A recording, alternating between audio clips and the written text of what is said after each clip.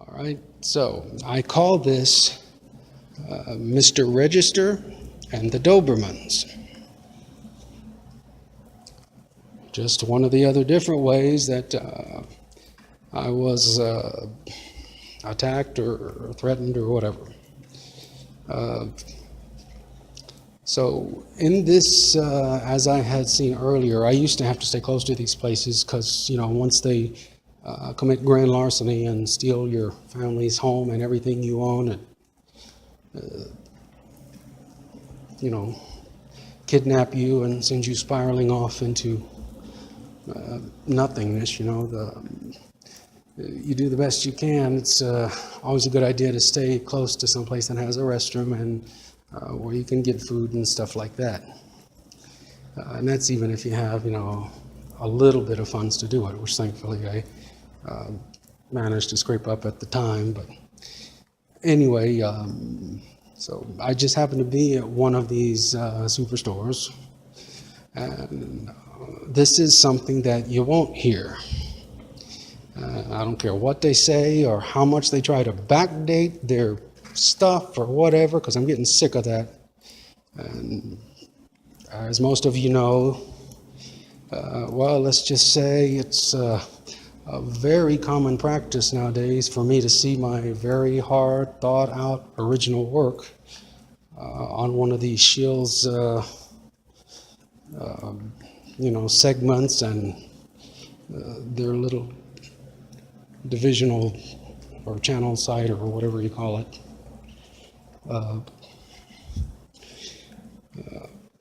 And it got to be too much of a habit, but they still tend to do it.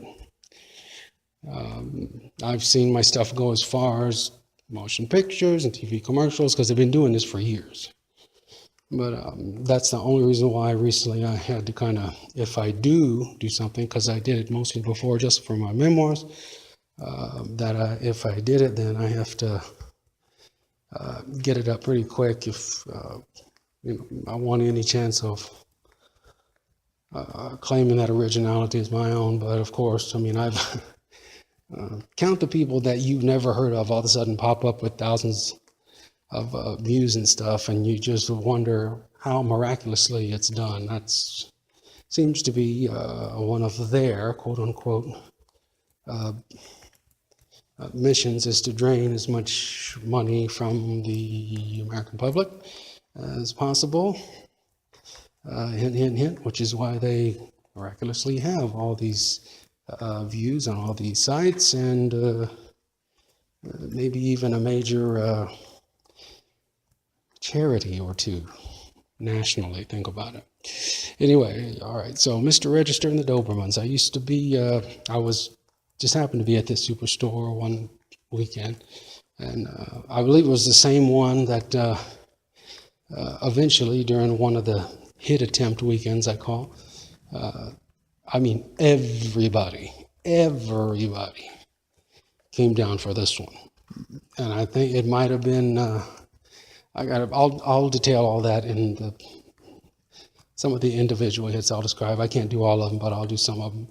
But I'll do that one because everybody showed up for that one. I saw license plates from DC to Virginia to Maryland. There's the Beltway, by the way, to Virginia. It was all the places. I think I actually caught one from New York, one or two from New York, even down to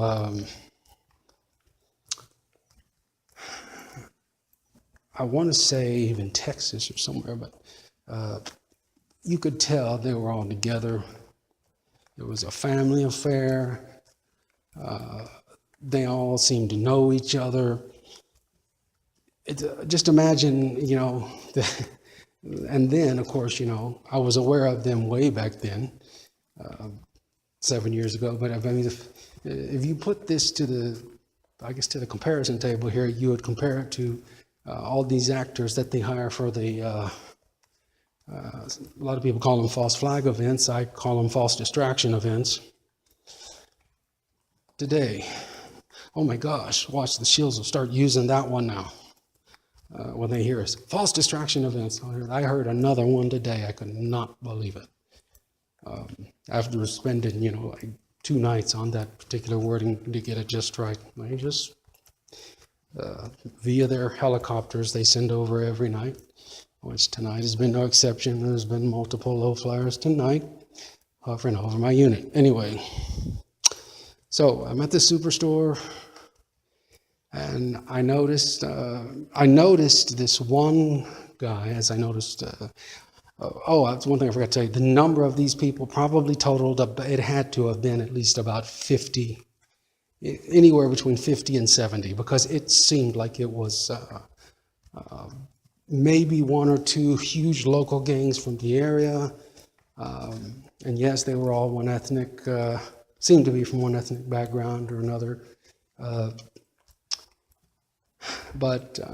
then you had what I call the suits, and those guys you could tell were seemed to be from the office, because, and that's when I was a little concerned, well, what the hell are these guys doing with the Washington plates, because they, or the DC plates, because they, and what I call the suits, they had just nice dress pants on, a nice dress shirt, a smirk on their face, and looked like they were up to something, and all eyes on me, of course.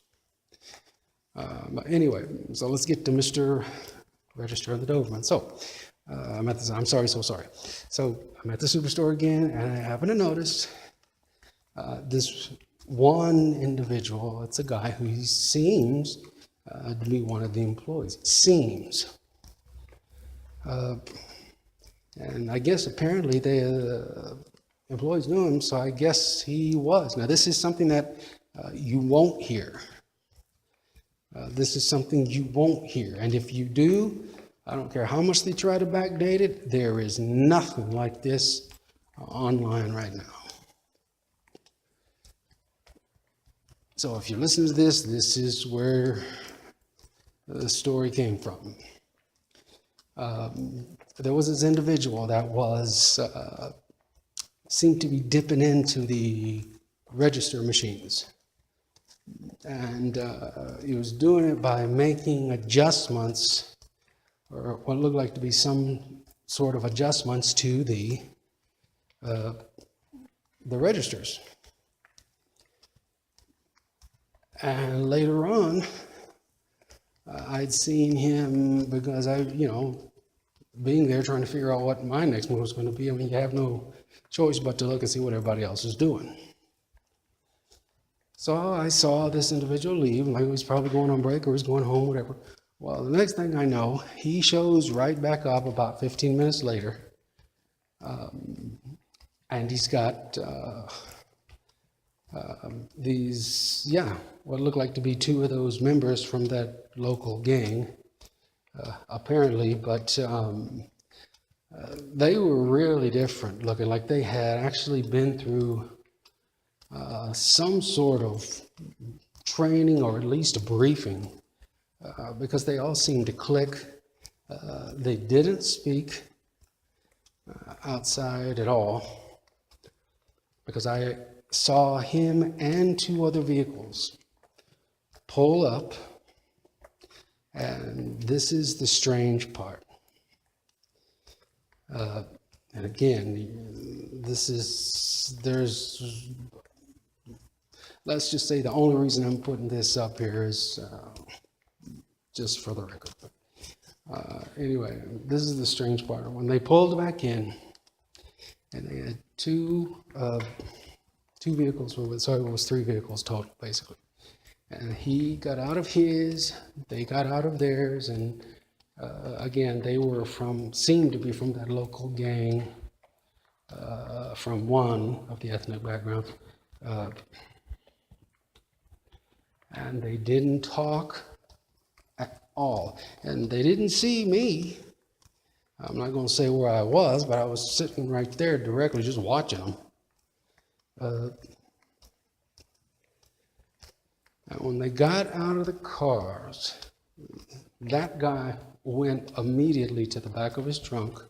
Those other 2 went immediately to the back of that guy's trunk where he went when he got out of his own car. And again, they didn't say a thing. They didn't say anything. But he handed them two things, something like one each. And he just reached in the back of his trunk and handed it to him. I mean, not a word was exchanged. That was the part that was very strange to me at that time. Of course, it's not now, but very strange. And for the normal person, it probably would have been a little scary. And they went off on their own ways. And what that was you can remember old technology, you know what those little pagers used to look like.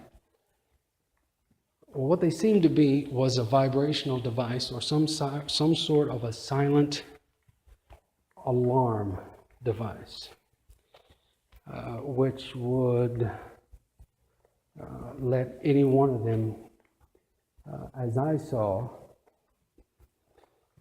well, hear this and you'll figure out what's on there. And they all attached them to their belts. Well, they went their separate ways, but the guy was still there at the back of his trunk. And that was weird, man, just to go back there, everything's programmed, boom, here's your stuff. They took it, they knew it was coming, that's why they went to the back of his trunk. They took them, put them on their belts, and everybody went their separate ways. Well, here's what happened. At this point, I just wanted to be left alone. I mean, from the start, I wanted to be left alone before they committed their act of grand larceny and,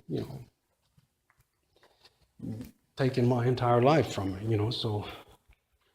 But anyway, still, I just wanted to be left alone.